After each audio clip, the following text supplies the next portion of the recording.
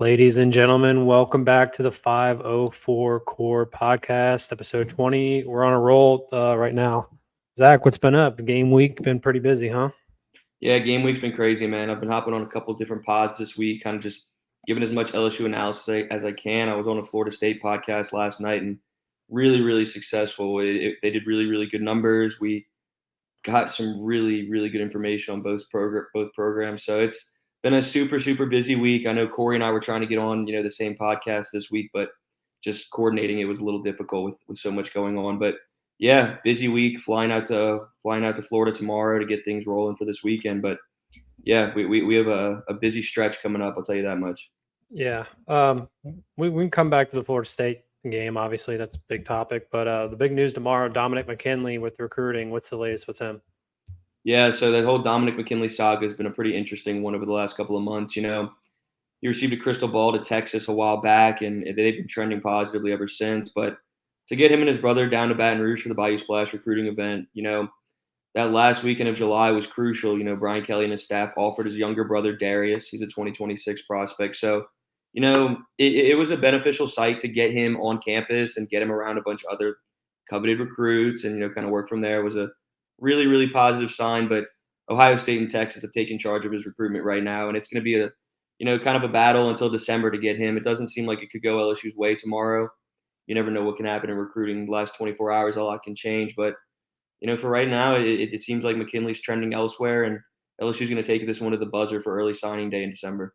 You said he's kind of kept it kind of quiet, right? With this whole McKinley's been a process. super quiet guy when it comes to his recruitment. He keeps it close to the vest, and it's kind of hard to speak with him. I spoke to somebody last week who had a really nice conversation with him, and he doesn't really give a tip on where he's going, but people that I've been speaking with a little bit feel confident in what Texas and Ohio State are bringing to the table. He's a relationships guy.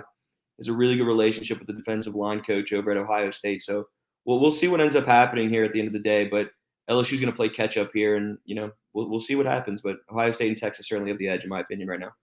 Does he have like a because certain kids value location, NIL, whatever it may be. Does he have like a certain thing he preferences over another, or is it just like From what overall? I've heard, man, he's just big on relationships, and Okay. I really think he's developed a really good relationship with Sarkisian's coaching staff out in Texas. And like I was saying a couple minutes ago, the same thing goes with that Ohio State coaching staff. It's not taking anything away from Brian Kelly and what they're doing, but it's been a couple different defensive line coaches over the last couple of years. It's Jamar Cain was an absolute dog when it came to the recruiting trail. Obviously, he left, joined Sean Payton's coaching staff up in Denver, but he's a relationships guy. It seems like other people are kind of in his ear, and like I said, man, we'll see what happens here. But to talk about McKinley, let's kind of get into the rundown. He's a 5-star defensive lineman out of Lafayette. He goes to Acadiana High. He's a blue chip. He's the number 1 player in Louisiana. So he's at the top of LSU's big board. But like I said, man, this could be a long-term game here when it comes to his recruitment process. Yeah, and I know LSU usually doesn't miss out on those Acadiana kids, so it would be kind of rare. I mean, especially if he goes to Ohio State. I mean, that's almost unheard of Yeah, for. you and I talked about that a couple last week before. We were just saying like, because I agree, it's like the likelihood of a program like Ohio State dipping down to the South and coming to get the number 1 player in Louisiana is relatively unheard of for the most part. So I was talking to my buddy Walker about it as well, and it's just kind of like, yeah, like for them to come in and do something like that would be extremely impressive from a program of their caliber. But yeah, it's not very common, and maybe they can break the mold here. I know Ohio State's really pushing for him. Oklahoma's really pushing for him, and Texas is really pushing for him. That's kind of the big three with LSU kind of like getting in there as well for some action. It was big to get him on campus at the end of July, but like I Yeah, said, we'll see.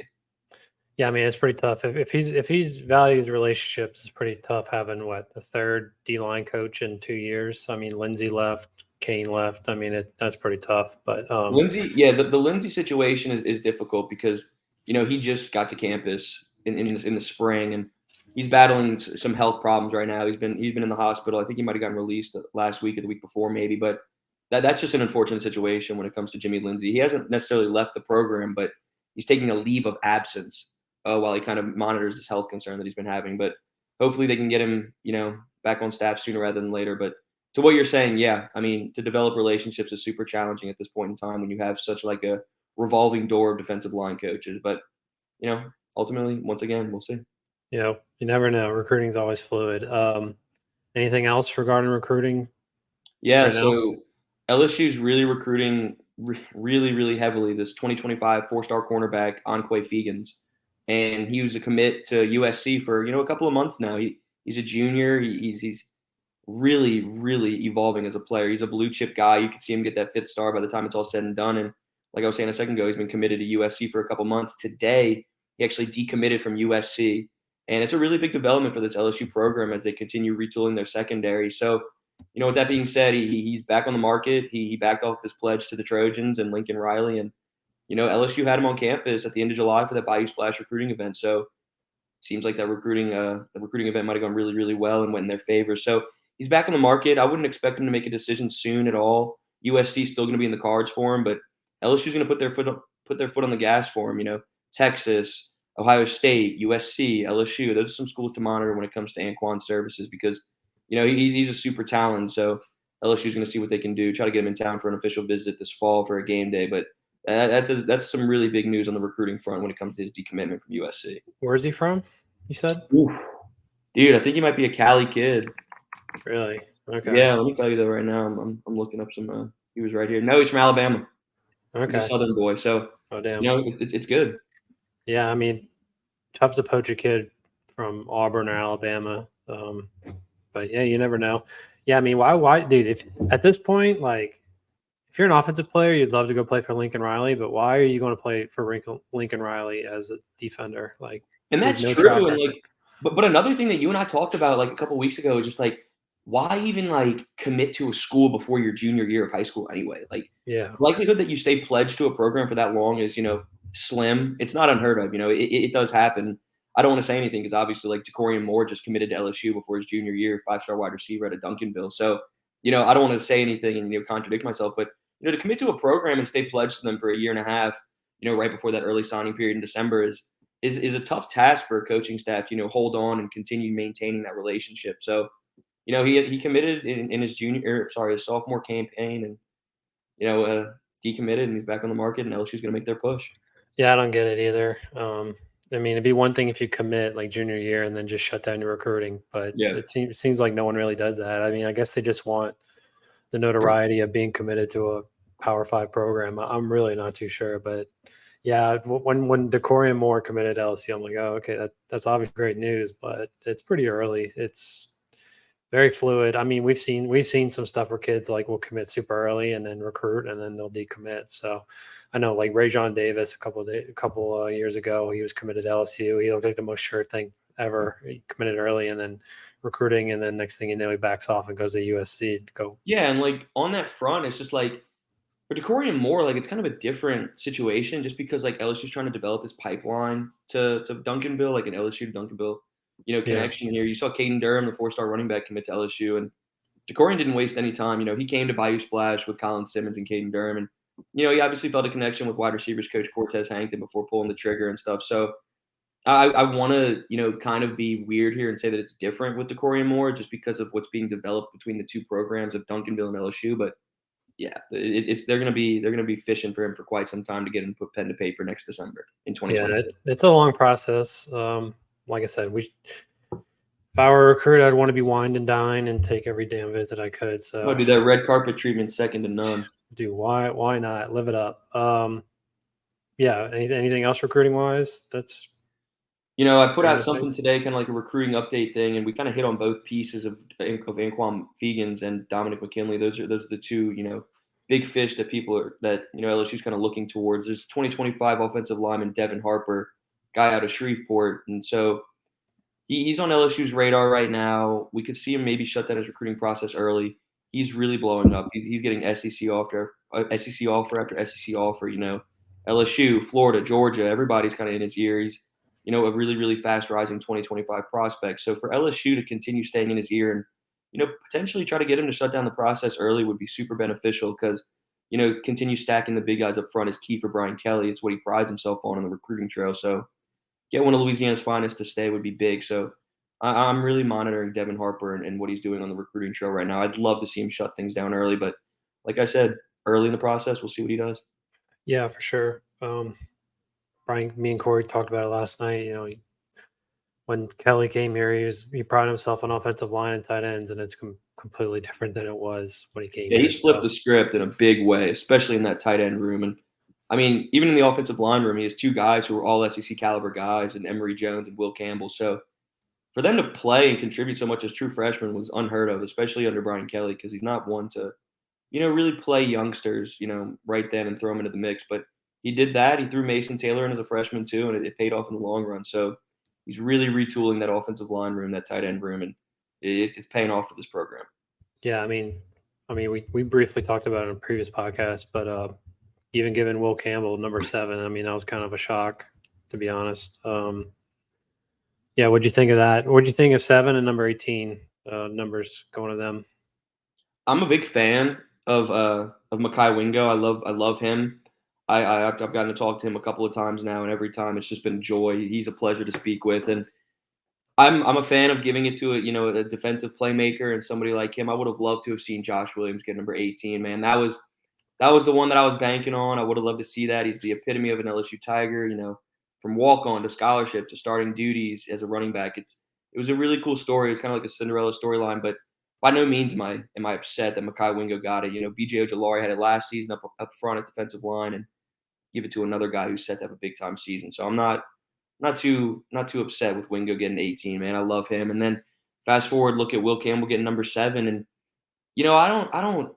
I understand why people are kind of upset and there's some controversy surrounding it because you want to see number 7 returning punts. You want to see number 7 being this playmaker with the ball in their hands, but ultimately Will Campbell kind of makes that offense move. I mean, he's Louisiana native. He shined last season, and he's really done some good things for this program. So I'm a fan of kind of switching it up a little bit and giving it to Will, even though it's going to be a patch on his jersey. He gets to wear it during practice, and it's kind of switching things up for the better. So I'm intrigued with what Kelly ends up doing with this whole number 7 tradition moving forward. But big fan of Will Campbell, and I like him getting that.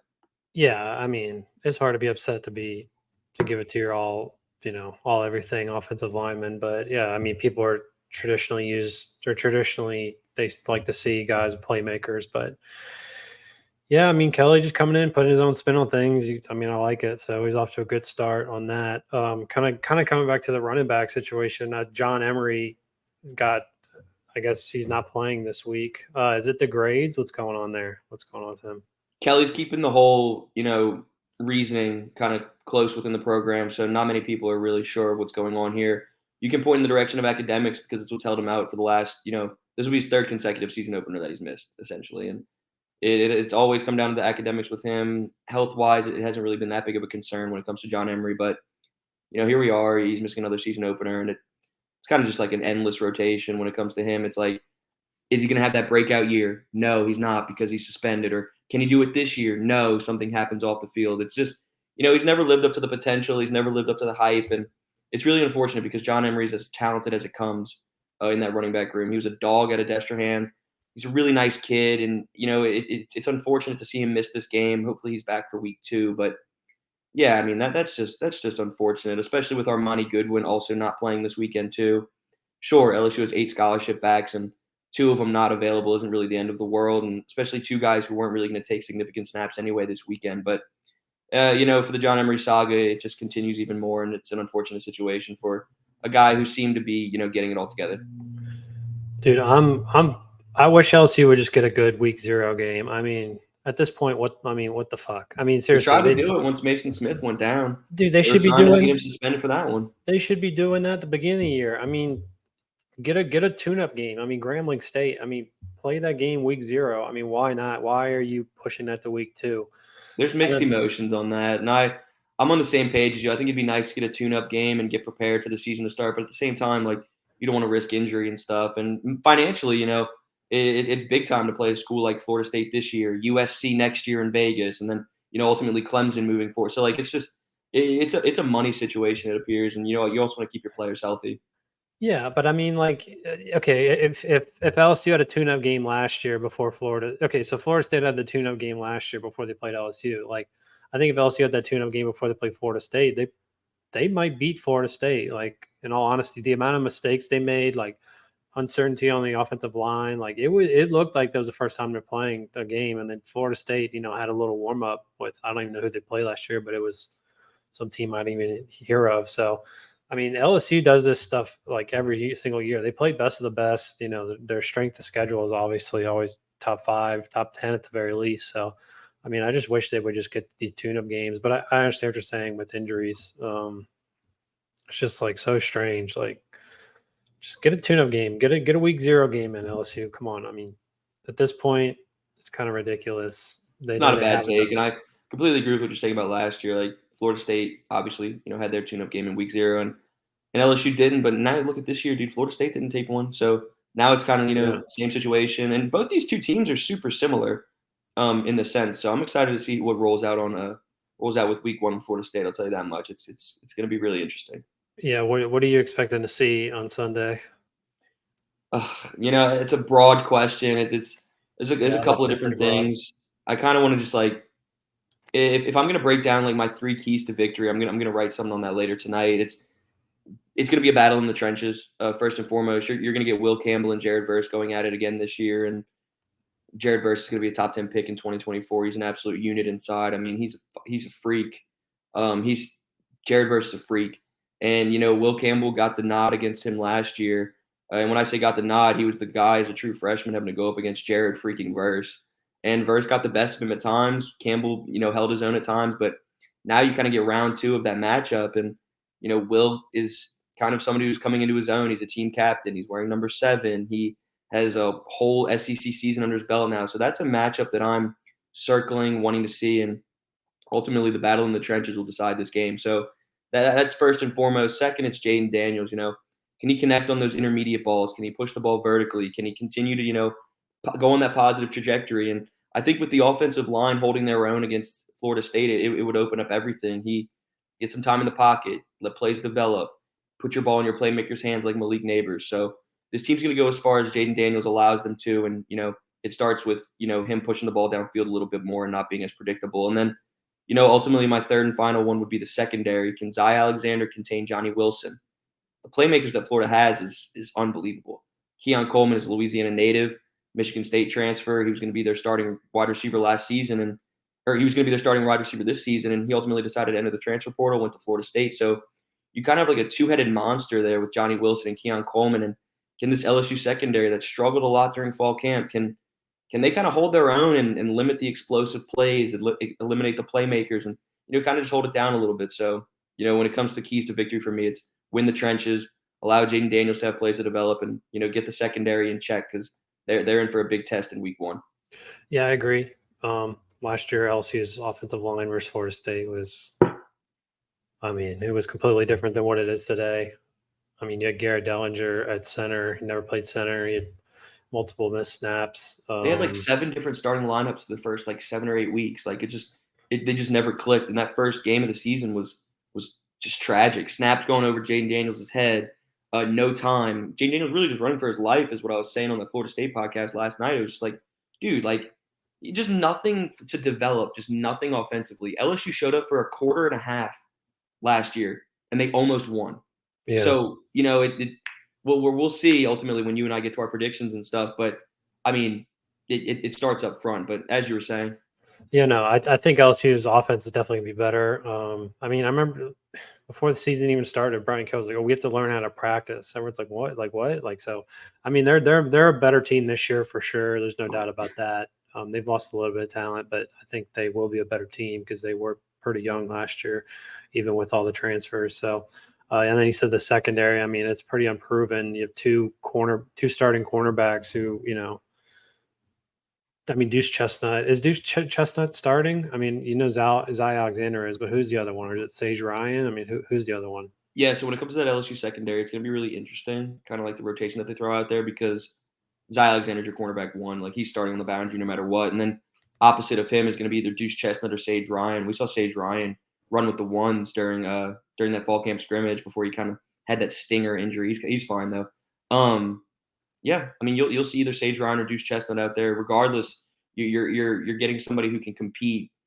Yeah, it's going to be really interesting because if you roll out Sage Ryan at corner, you slide Greg Brooks up to nickel, and then you have your 2 safeties of Andre Sam and Major Burns. So it's going to be a really interesting guys that they have in the secondary. I'll tell you that much. Yeah, I mean that's the biggest thing. I mean, just not even for this game, the whole season, what their secondary looks like, because it's relatively unproven, at least at this level. So, yeah, what's your final score prediction?